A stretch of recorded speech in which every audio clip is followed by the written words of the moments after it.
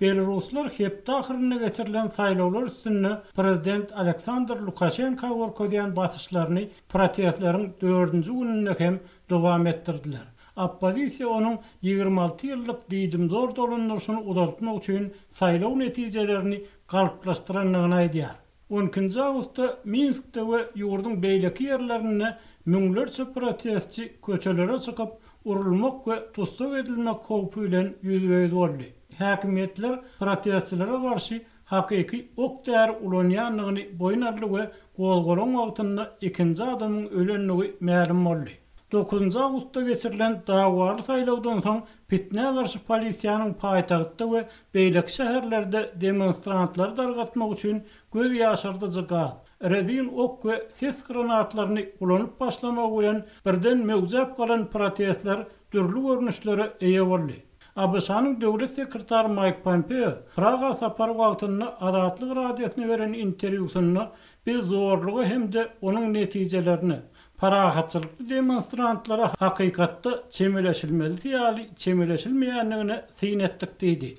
Pompeo Birleşen Ştatlaryň entek bu mesele boýunça degişli jogaby taýýarlamagyny, nähil çäre görmeliligini kesgitlemek üçin Washingtonyň Ýewropa hyzmatdaşlary bilen işleşjekdigini aýtdy. Ýewropa Birleşigi ýurtlarynyň daşary işler ministrleriniň 14 awgustda duşup, öň Belarusa garşy girilen we 2016 ýylda ýatyrylan sanksiýalary dikeltmek meselesini maslahatlaşmagyna garaşylýar. 12 awgustda Minsk şäheriniň bir näçe böleginde ýüzlerçe adamdan ibaret topar insan zynjyrlaryny döretse, awtologly adamlar izni bilen signal berdiler we polisiýa ulawlarynyň ýoluny petiklemek üçin haýal hereket etdiler. Belarusyň hukuk guramasy Vyasnanyň maglumatyna görä, şoňa meňdeş protestler adyndan 5 şäherde geçirildi.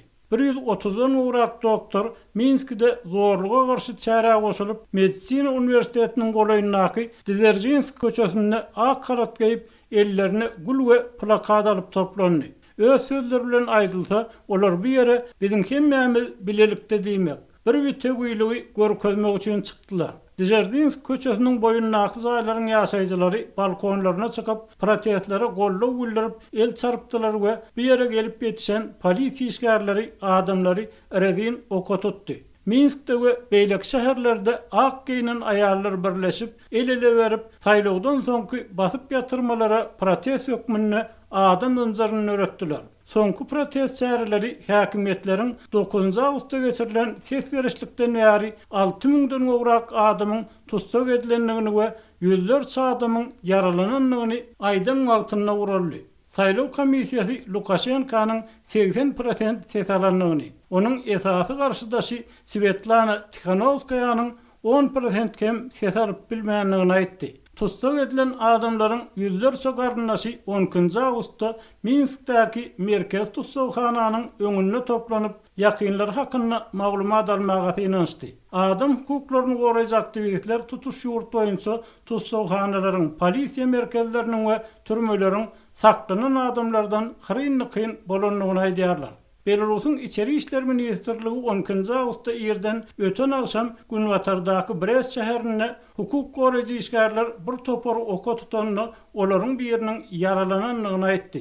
Polisiýanyň aýtmagyna görä, ol adamlar kanun goraýjylary demir taýakly hüjüm edipdir. Bu häkimetleriň protestçilere garşy hakyky okdär ulanýanlygyny ilkinji gezek boyun almagy boldy. Şeýle de Derňew komiteti Homelläki köçe protestinde tutsak edilen 25 ýaşly adamyň ilki türme, soňra keselhana geçirilenden soň ölenligini tasdik etdi. Bu saýlawdan soňky golgolanda öldürilen ikinji adam boldy.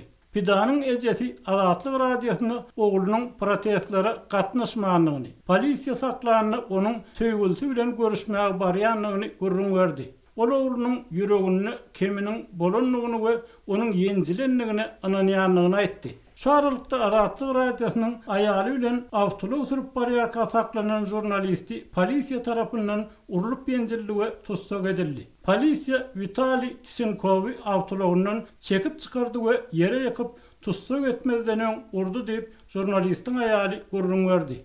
Onuň öýü hem tutsak edildi.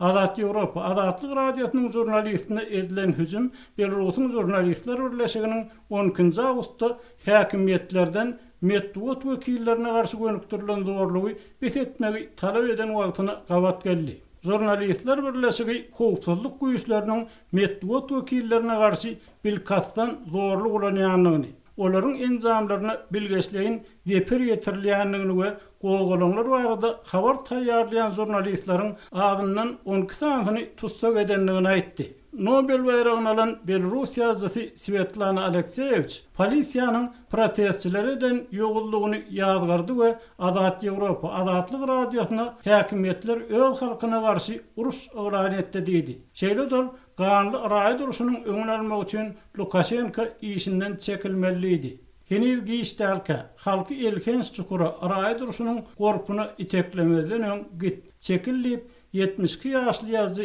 saýlawdan bäreden ilkinji çykyşyny aýtdy. Hiç kim gan islemeýär. Siz diňe häkimiýet isleýärsiňiz. Siziň häkimiýete bolan aşlygyňyz gan talap edýär diýip ol sözüniň üstüne ýetirdi.